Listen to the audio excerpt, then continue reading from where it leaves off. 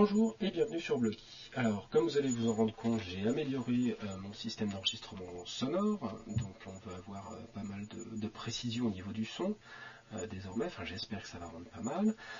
Et on va inaugurer ça avec un test, enfin un test, une présentation on va dire. Il s'agit d'une pochette pour iPad, que m'a gentiment envoyé Proporta. Donc c'est la pochette de base de chez Proporta. Il s'agit d'une pochette qui est pouce humain et qui est avec une fonction stand, donc pour pouvoir regarder un film par exemple ou lire un livre avec l'iPad sans avoir à tenir la tablette en main. Alors on va regarder ça rapidement. Alors, donc c'est du cousu humain, donc on a une couture sur tout le long de la pochette. Un petit bouton de pression très classique. Ici on a le petit accessoire qui va permettre de transformer la tablette en stand. Et comme vous pouvez le voir ici, une toute petite pochette. Alors c'est pas pour mettre grand chose, c'est plutôt pour mettre une carte de visite ou un document, vu qu'en face on a l'écran de la tablette. Alors là on a une fausse tablette qui pourra servir pour un futur test. D'un côté on a un fond en type velours, donc avec un toucher assez doux, qui est là pour protéger le dos de l'appareil. Et on a une découpe qui est faite pour pouvoir utiliser d'un côté le bouton et de l'autre côté pour laisser le détecteur d'ambiance lumineuse de la tablette pour ajuster l'écran.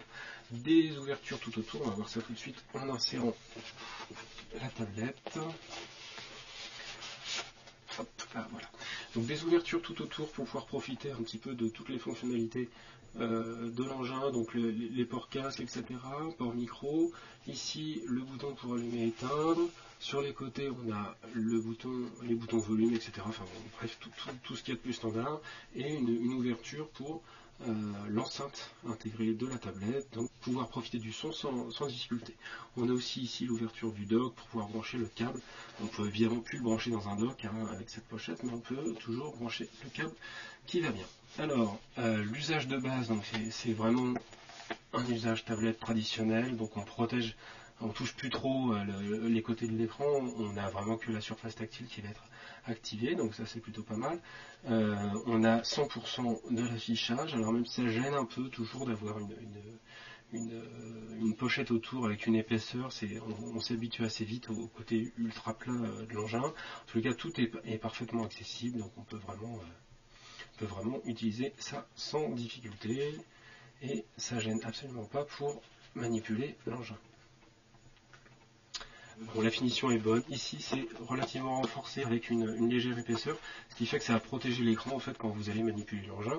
Ce qui est pas mal aussi, c'est que c'est très très sobre. On a une vague signature ici dans l'épaisseur, mais c'est vraiment très sobre, ce qui fait qu'au fond d'un sac, on a quelque chose qui n'attirera pas trop l'attention. C'est pas vraiment le genre de pochette ultra fashion qui vous donne envie d'être volé. Donc c'est plutôt pas mal de rendre très discrète la tablette.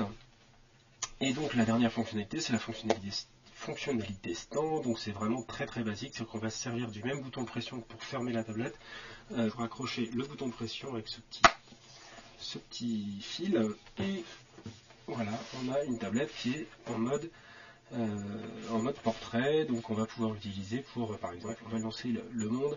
Voilà, on a le monde, on va pouvoir hop, je télécharge une édition gratuite, ça tombe bien. On va pouvoir donc regarder l'application sans avoir à tenir en permanence la tablette en main, donc c'est plutôt positif. Ça n'a rien d'extraordinaire, on n'est pas dans la pochette multi-usage, etc. On est plutôt dans un accessoire qui va vous permettre à la fois de cacher votre tablette, qui va vous permettre de la tenir sans salir en permanence l'écran, et qui va vous permettre aussi, donc voilà, ce confort-là de lecture. Voilà, on va regarder un article et on va pouvoir le regarder sans avoir à maintenir la pochette en permanence. Donc c'est pas mal aussi pour d'autres applications. Je pense surtout à des choses comme Pulse. Voilà, Pulse qui est un reader de news qui est très très très pratique pour beaucoup de programmes. Donc voilà, on a la possibilité de suivre ici donc des applications, des choses qui vont être mises à jour avec des réglages que vous faites.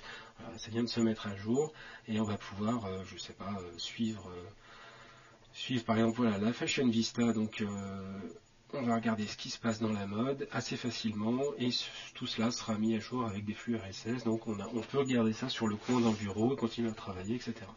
Évidemment ça peut servir à plein d'autres choses, notamment tout ce qui va être Twitter, etc. Voilà, quand on a fini, donc on peut replier le petit strap, le rebrancher ici, le repluguer et refermer sa pochette, et on se retrouve avec une pochette qui est relativement compacte. On va la peser, je crois qu'elle pèse assez lourd, enfin plus de 200 grammes. On va la peser, donc avec la pochette, on a 947 grammes dans la valise, dans son sac à main. Donc c'est pas léger, mais ça protège bien la tablette. On va la peser nue sur la tablette. Voilà.